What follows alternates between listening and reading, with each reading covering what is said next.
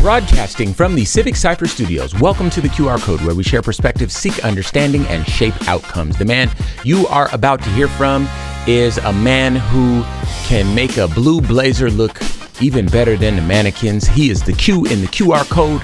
He goes by the name of Q Ward. It's funny because I'm like, blue blazer, who is he talking about? But yeah, that'd be me. The voice that you just heard finds a different way to compliment me at the top of every show. He is the R in the QR Code. He goes by the name Ramses Ja. That's my name, and I need you to stick around. A little later on in the show, we are going to be talking about a comedian who has had his shows canceled for mocking Renee Nicole Good. That's for our entertainment segment. Kind of a gross story, but I think it also shows kind of where we are in the country, and it gives some insight into people who think that that's something worth making fun of, and also lets us know there's an audience for it, sadly. Prior to that, we're going to have some dialogue. Would you rather make more doing a job you hate or make less doing a job you love? Q told me that the answer might not be so obvious, so I'm looking forward to his response. I got to figure out what I might say there. Q Word's clapback, of course. Muzzle velocity, that's what we have in store today. Better do better. The Heritage Foundation is pushing marriage boot camps in Project 2025 policies. So we're going to get into those weeds. And today we're going to take a long walk. Our first and second segments, we're going to combine them, but we're going to call it culture. This administration's social media posts are largely echoing white supremacist messaging, and this is something that needs to be explored. But right now, and as always, we like to start off with a feel-good feature, and today's feel-good feature comes from The Hill. Democrats scored a stunning upset Saturday in a special election runoff for Texas State Senate, according to Decision Desk HQ, giving the party a major boost ahead of the November midterms. Fort Worth Democrat Taylor Remitt, a machinist and Air Force veteran, defeated Southlake Republican Lee Wamsgans. I knew I was going to get that wrong. To fill the vacant State Senate District 9. The district favored President Trump, who endorsed Wamsgans earlier Saturday by 17 points in 2024. The race went to a runoff after none of the candidates were able to clinch a majority in the November election. Remitt's overperformance in the fall stoked concerns for the GOP, and a number of prominent party leaders, including Texas Governor Greg Abbott, intervened in the race in an effort to boost Wamsgans. Remitt's victory is sure to fuel Democratic optimism heading into the midterms, where the party is hoping to flip the House and potentially even the Senate amid growing anxiety over the economy and anger over Trump's immigration policies. The seat opened up after Republican State Senator Kelly Hancock was tapped as acting state comptroller. So, we say it all the time. We take our good news where we can get it. It feels good, especially after the big election season that saw Mamdani clinch the mayorship in New York, and several other, comparatively socialist, espousing candidates around the country, and or socialist leaning, I should say. And this is just more of that. So again, it feels good, and I mean, again, we need something to be excited about, and this definitely qualifies. So yeah, let's let it ride. All right. Okay. I'm going to give you a bit of a warning here. We're going to take you on a long walk. There's an article. I want to make sure I give credit. This is from the New York Times. The author of the article, Evan Gorlick. These are the words of Evan Gorlick from the New York Times. But this is the way that we can help paint this picture. Q and I, we cover bits and pieces here and there of like dog whistle sort of communications from this administration. Our show started in 2020, but it started when Donald Trump was still president and before Joe Biden was elected. So we are accustomed to identifying and explaining to people who don't exist in these fringe circles what it is that he or people in his administration are trying to communicate, or are simply parroting because they think it's what their base wants, whether or not they actually feel that way. I assume that they do feel that way, but just so we're covering all of our bases here. It's very dangerous rhetoric, and much of it is based in white supremacy and Nazism. That's the fact of the matter, and this is what everything that we've seen to date has shown us. Q famously doesn't do this, but if I do it, then we both do it. But for our shows, our programs, we need, my belief is, we need to exist in these extreme far right corners of the internet. And so I/us am subscribed to these rooms, these groups, where basically it's just racist people getting together to call black people apes and monkeys and subhuman slime and whatever it is that they say about us.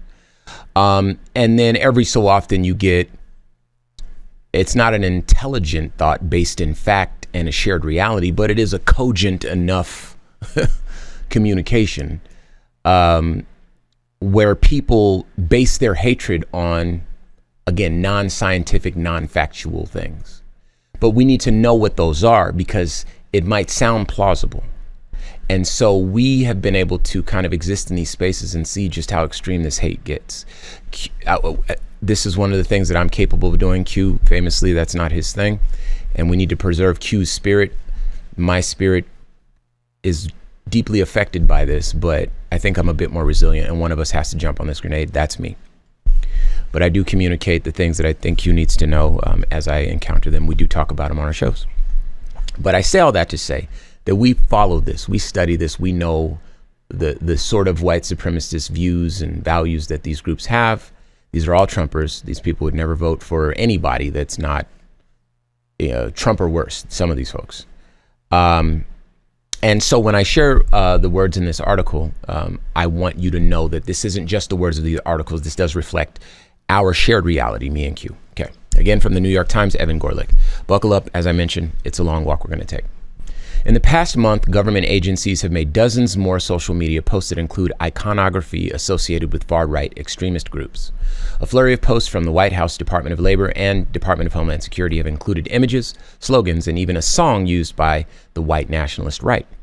The posts have referred to neo-Nazi literature, ethnic cleansing, and QAnon conspiracies, mused about deporting nearly a third of the U.S. population, and promoted lyrics from an anthem bellowed by the far-right militants of the Proud Boys. To some people, the administration's posts sound patriotic. Others might sense at a most faint dog whistle to extremists. Some posts may just look odd. But those well-versed in the abstruse codes of right-wing extremism hear claxons.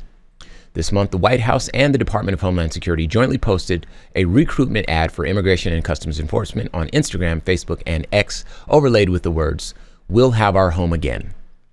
That's also the name of a song written by members of a self-described pro-white fraternal order that has been embraced by the Proud Boys and other white nationalist groups. Hundreds of explicitly neo-Nazi and white supremacist accounts have shared the song on Telegram, an encrypted messaging app, since 2020.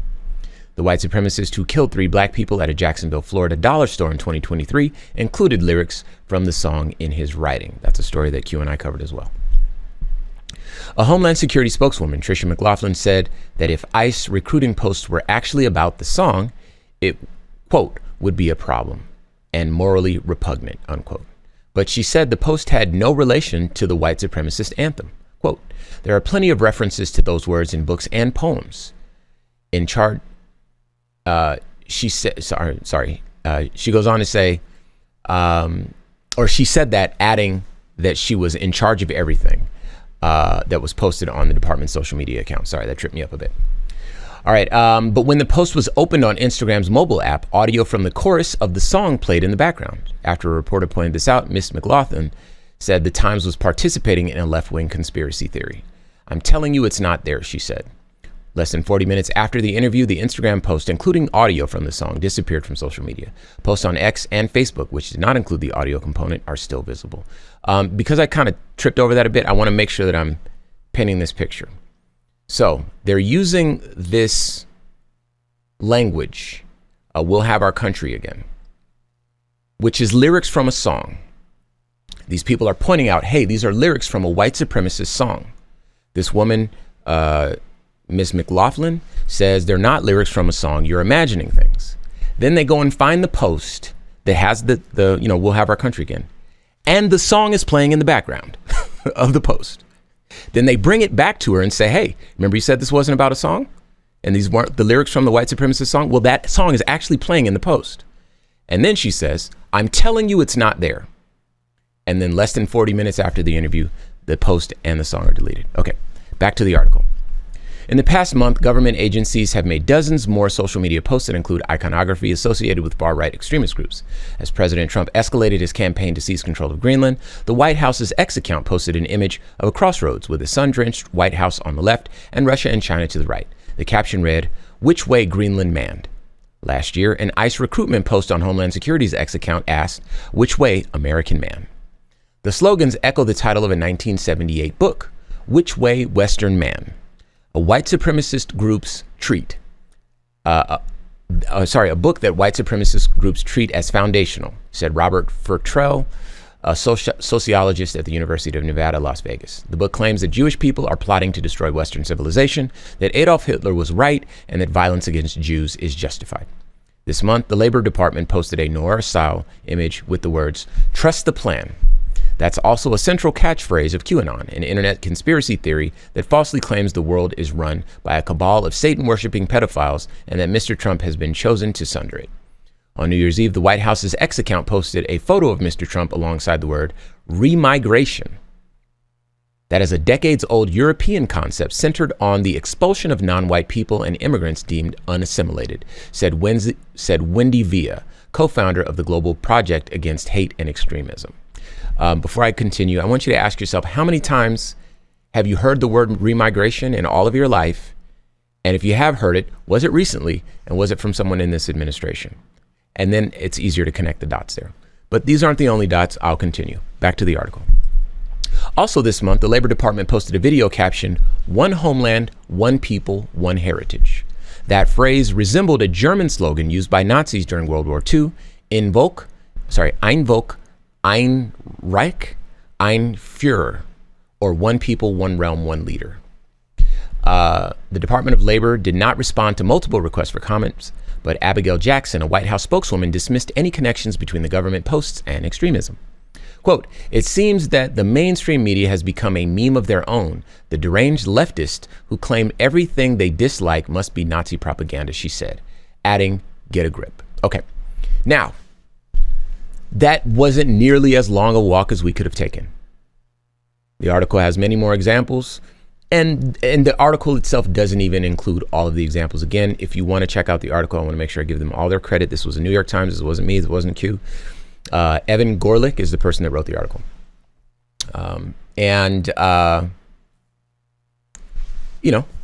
We know that this administration's tactic, one of the tactics that's central to this administration, is don't believe what you see, don't believe what you hear, don't believe what you read, don't believe your own understanding of the Bible, trust people that to dictate to you your reality. You are not qualified to understand and interpret what it is you're seeing or hearing. This is a tactic by this administration. But that tactic doesn't work on a person like me. I don't want to say that I'm intelligent, but I have a lot of test scores that will say that for me. Okay. And on top of that, I just refuse to have my reality dictated to me by anybody. I'm the person that chooses my own path. Okay. So I know that I saw Elon Musk do a Nazi salute twice on stage, and nobody in that room batted an eye. And if that was the only thing he did, and they said, hey, don't believe that, Elon is what do they say, autistic, and he just does things, he was throwing his heart out to the crowd, whatever way they tried to spin it.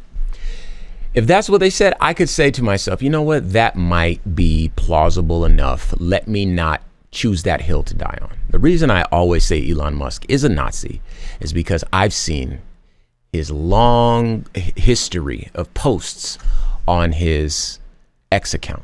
One day doing research for an episode, I had to go through all of that muck and mire and see what he really thinks of us, of many groups. And his Twitter feed is virtually indistinguishable from that of a right-wing extremist. So if he's the type of person to say, well, then they're just right, that makes him a right-wing extremist. Okay. If he's a person that says, I'm not a right-wing extremist, but I believe that these things are true, then he's a right-wing extremist. He's a white supremacist. He is a Nazi. So when he gets on stage and does it, and Ramses sees him do it, Ramses doesn't need to be convinced of anything else. Okay. Now, again, if that's the only thing, then okay, Elon Musk. But, let's go to Kristi Noem. We talked about this the other day, me and Q. She was standing at a lectern, and on the front of it, or I think it was a lectern or podium, something like that. But on the front of it said, one of ours, all of yours. Something like that it said. And that is a fascist sentiment that I think it came out of Spain. It was like during the German occupation. I don't know, whatever. Some historical thing. I've read about it. Okay, I'm just recalling it right now because there's so many of these examples. But the idea there was if you hurt one of our ICE officers, this is kind of what she was trying to say behind that lectern. If you hurt one of our ICE officers, we're going to kill all of you. You know what I mean? This is kind of what that sentiment means. But it's lifted straight out of the pages of history, placed onto that lectern. And not just any pages of history, the Nazi pages. Just like everything else in this article and everything else I didn't read and everything else I forgot and everything else I'm not talking about. And what I'm saying, and then Q, I need you to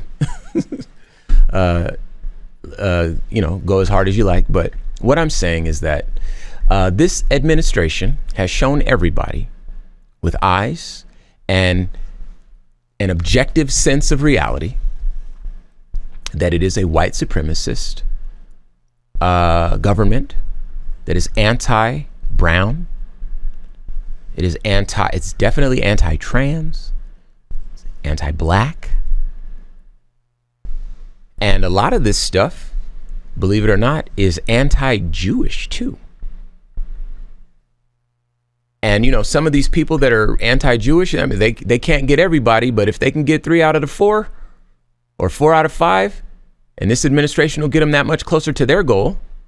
These pictures of, deporting a third of the country, you know what that third looks like? It looks like me, it looks like Q, it looks like every trans person, every gay person, and everybody that's left is white, right, playing by the rules, and ultimately going to be a lot more broke. But they don't know that, and they don't think that far ahead there, because obviously these ideas are based in racism. So my job is to tell you that this is a racist administration, and now you have the tools to convince the people that voted for this administration that indeed they voted for racism, and it is apparent in the way they communicate, not just the way that they behave. Q, the rest of the time is yours if you so choose. You know what I realized, Ramses? What's up? There is no drink that can satisfy white supremacist racism's thirst for hate, for evil, for mean, ill-intentioned policy, slogans, practices. So the interesting thing is we spoke about the construct of race. And before I jump back to that, I just have to re-acknowledge what you've already stated. One of these little slogans by itself, we know exactly what it meant, but they'd have the benefit of the doubt to deny it. And because of the nature of what we do, we have to play nice and pretend that, okay, maybe that's not what they mean.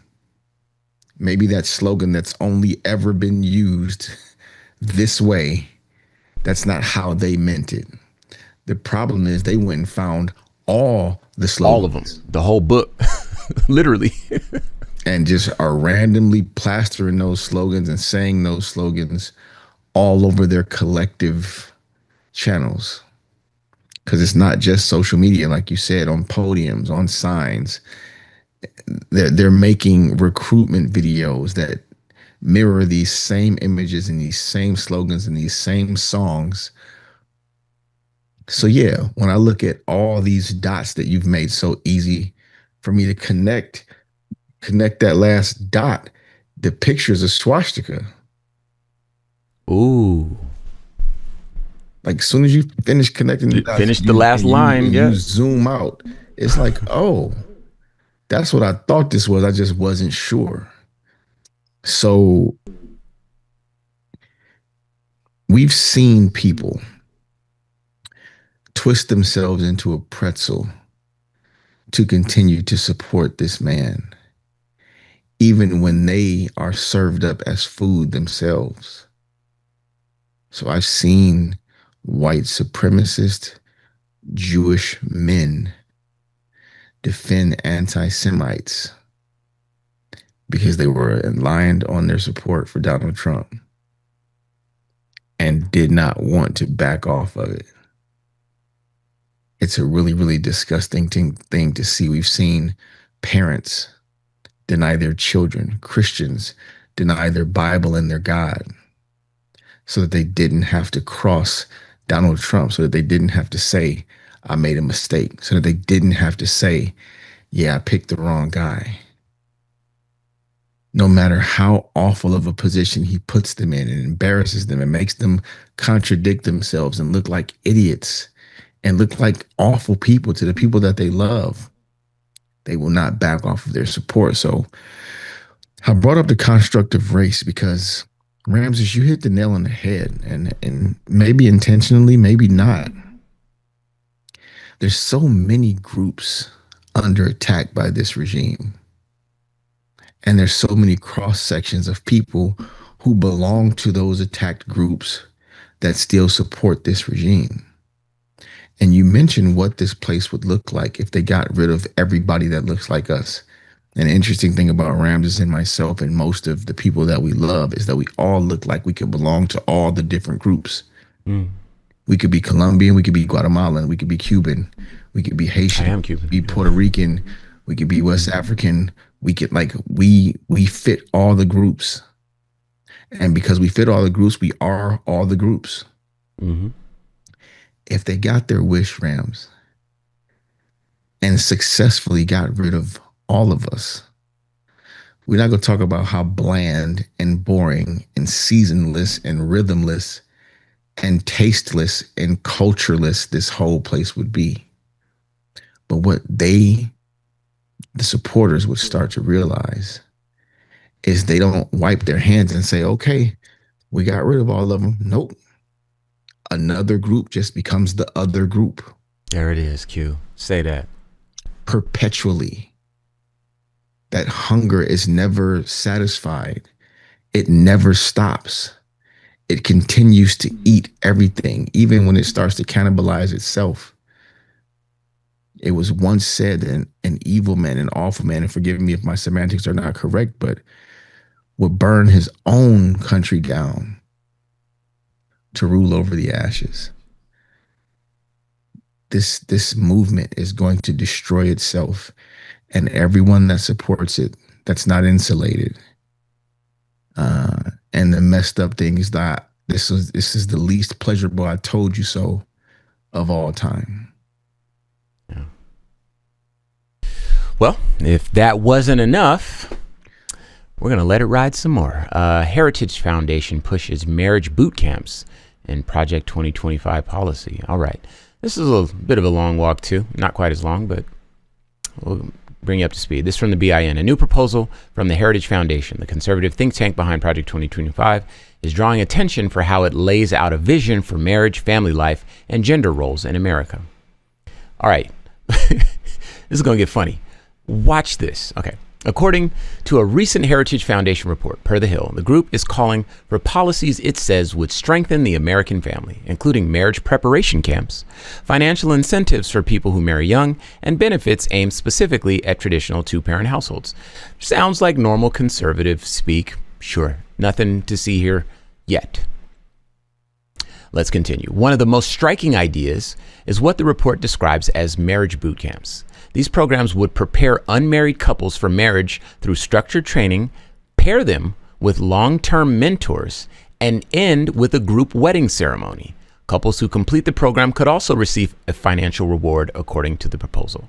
Now, that group wedding ceremony sounds a bit cultish. Okay.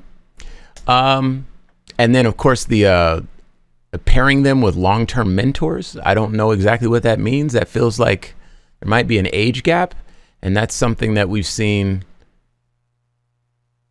learned that's a bit problematic in, if I'm being honest, when it comes to white men in this country. There's a pedophilia problem. I'm not sure if that's exactly what that means here, but according to the language, it certainly allows for that. And it would not be beyond the realm of possibilities that they want young women to marry their mentors, their long-term mentors. That sounds like grooming to me. Again, I could be taking out of context. I will totally cede that, but we have to keep an eye on these folks. Okay, let me continue with the article. The report makes clear that its focus is on heterosexual two-parent families. It discourages online dating, supports ending so-called marriage penalties in federal policy, and backs stricter work requirements for people receiving government assistance. Okay, so let's work backwards. Stricter work requirements for people receiving government assistance. That's typical conservative stuff. Not mad at that. Ending marriage penalties in federal policies. That's just what they want here. The discouraging online dating part is a little bit weird for me. Okay. The reason that that's weird is because it's giving guy that couldn't get dates on Tinder wrote the policy here. So this kind of feels like the sort of incel pushback, the people that were mad at the Me Too movement and mad that women have the autonomy that they have always deserved, wanting women to be back in the kitchen. These are the people that celebrated when Roe v. Wade were overturned. These are the people that when Trump was reelected said, your body, my choice. We monitored that uptick in hate speech as well. And of course, its focus on heterosexual two-parent families is discriminatory, but it's the Heritage Foundation, so that's just what they do. Let's keep going. All right, the Heritage Foundation also proposes creating marriage-based savings accounts modeled after the administration's Trump accounts. Under the plan, couples who marry before age 30 would receive a government-backed account funded with $2,500 over 3 years. Wow. Along with extra tax credits for families where one spouse stays home to care for children. Oh my God. And you know which spouse that is, I'm sure. All right. On parenting, the report rejects the idea that having fewer children allows families to provide better care or stability. You know how resources work. If you have 10 kids and you only have a $100 or $100 spent, every kid gets $10. If you got 2 kids, each kid gets $50, right? But they reject that logic. Instead, they encourage Americans to have larger families, framing declining birth rates as a cultural problem rather than a personal or economic choice. The document also reportedly addresses reproductive technology, saying in vitro fertilization should be limited and warning against its use by unmarried people or non-traditional families, reinforcing the report's stance that marriage should be the gateway to parenthood. All right. Religion plays a major role in the proposal. Of course it does. The Heritage Foundation argues that religious communities tend to have more children and calls for policies that would encourage religious participation, including a proposed national day of rest that would limit commercial activity 1 day a week. Okay, so basically they're trying to observe the Sabbath on this, right? And their argument that religious communities tend to have more children, I think there's a lot of things that, could go into that. But, more educated people have less children because, you have more options and you have more autonomy. And, poorer people that go to church and believe in stuff like that tend to have more kids. It's just kind of how it goes. And so they want more, I guess, poor people. I don't know why they would want that. Should want more educated people. Let me wrap it up here. Career ambition and higher education are viewed skeptically in the report, of course. It criticizes the idea that people should wait until they feel financially secure or established in their careers before having children, instead of urging Americans to prioritize marriage and family earlier in life. Stay tuned. We'll be back with more after this.